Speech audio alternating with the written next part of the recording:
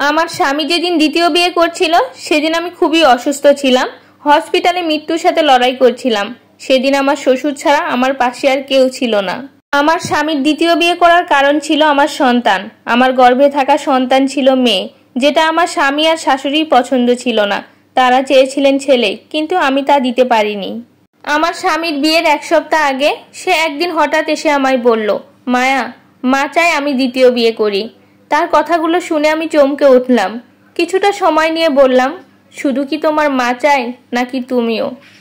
আমার স্বামী বলল, দেখো মায়া, তুমি তো জানোই আমি মায়ের কথা ফেলতে পারি না। এমনিতেই তার অমতে গিয়ে আমি তোমায় বিয়ে করেছি। তাকে অনেক কষ্ট দিয়েছি, আর দিতে চাই না কষ্ট।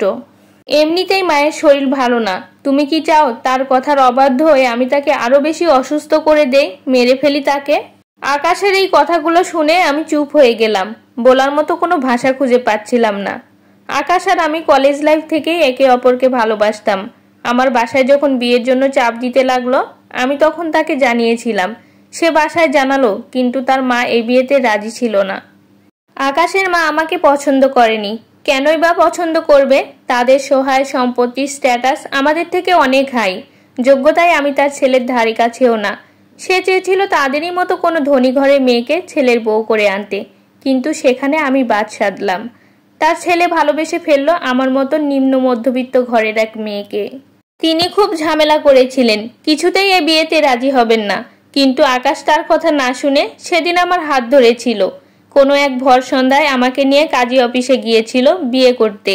সে যখন আমায় নিয়ে তার বাড়িতে যায়, আমার শ্বশুর হাসি মুখে ভালোবেসে আমায় আপন করে নিলেও আমার শাশুড়ি মা আমাকে আপন করে নিতে পারেননি।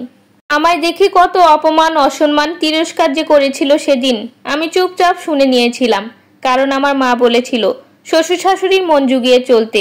তার অমতে গিয়ে বিয়ে করেছি। সে কষ্ট পেয়েছে, তাই আমায় মেনে নিতে হবে এই সমস্যাগুলো। কিন্তু সময়ের সাথে সাথে সব ঠিক হয়ে যাবে, আমিও সেটাই মেনে নিয়েছিলাম।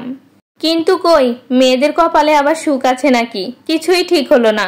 যত সময় গড়াতে থাকলো আমার ওপর অত্যাচারের মাত্রা তত বাড়তে লাগলো। আমি সব সহ্য করে আকাশকে আঁকড়ে ধরে রইলাম। ভেবেছিলাম আকাশ তো আমায় ভালোবাসে, আর আমার কি চাই। কিন্তু ভাগ্যের কি পরিহাস, এই সুখটুকুও আমার কপালে সইল না বেশি দিন। আমার প্রথম প্রেগন্যান্সির কথা যখন জানতে পারি, তখন আমার শ্বশুর আকাশ খুব বেশি খুশি হয়েছিল। শাশুড়ি মাও তখন একটু নরম হলেন। ভেবেছিলাম এবার মনে হয় সব ঠিক হয়ে যাবে। তার মন হয়তো আমার জন্য না হোক, তার ভবিষ্যৎ বংশধরের জন্য হলেও নরম হবে। কিন্তু আমার এই ধারণা ভুল প্রমাণ করলো ডাক্তারের রিপোর্ট। ডাক্তার জানালেন আমার মেয়ে সন্তান হবে। এই খবরে যে আমার শাশুড়ি মা সন্তুষ্ট হননি সেটা আমি বুঝলাম কিছুদিন পর। ততদিনে আকাশের ব্যবহারও ধীরে ধীরে বদলাতে শুরু করেছে। একদিন রাতে আকাশ অফিসের কাজ করছিল ল্যাপটপে। আমি তখন সবে সারাদিনের কাজ শেষ করে রুমে ঢুকেছি।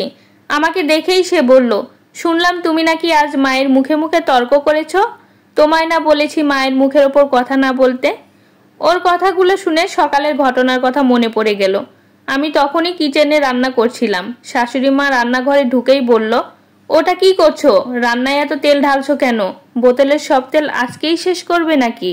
আমি আস্তে আস্তে বললাম, বেশি কোথায় মা, অল্পই তো দিচ্ছি। আর ভাজিতে একটু তেল না দিলে কি ভালো লাগবে? তখনই আমার শাশুড়ি বলল, চুপ করো তুমি। সেদিনের মেয়ে, আমায় তুমি রান্না শেখাচ্ছ? বাপের বাড়ি থেকে কিছু শিখিয়ে দেয়নি? কার সাথে কেমন ব্যবহার করতে হয়? কিন্তু মা, আমি তো তেমন কিছু বলিনি আপনাকে। আবার মুখে মুখে কথা বলছো? অবশ্য হবেই না বা কেন? ছোটলোক ঘরের মেয়ে, শিক্ষা দীক্ষা আছে নাকি? বাবা মা তেমন যেমন শিখিয়েছে তেমনই তো হবে। এত কিছু দেখেছে নাকি চোখে কোনোদিন? বাপ মা যেমন ছোটলোক, মেয়েটাও হয়েছে তেমন। আমি বললাম, মা প্লিজ, আমায় বলছেন বলুন, কিন্তু আমার বাবা মাকে নিয়ে কিছু বলবেন না। কি তোমার এত সাহস? তুমি আমার সাথে চোখ রাঙিয়ে কথা বলছো? আজ আসুক আমার ছেলে, তারপর দেখাবো তোমায়। রাতে আকাশ বাড়ি ফিরতেই তিনি তার কাছে আমার নামে নালিশ করেছেন, তাই সে এখন আমায় প্রশ্ন করেছে।